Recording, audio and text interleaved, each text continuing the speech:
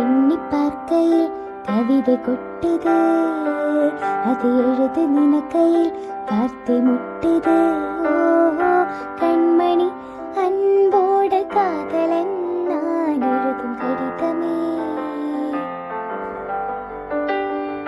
பொன்மணி உன் வீட்டு சௌக்கியமா, நான் இந்த சௌக்கியமே.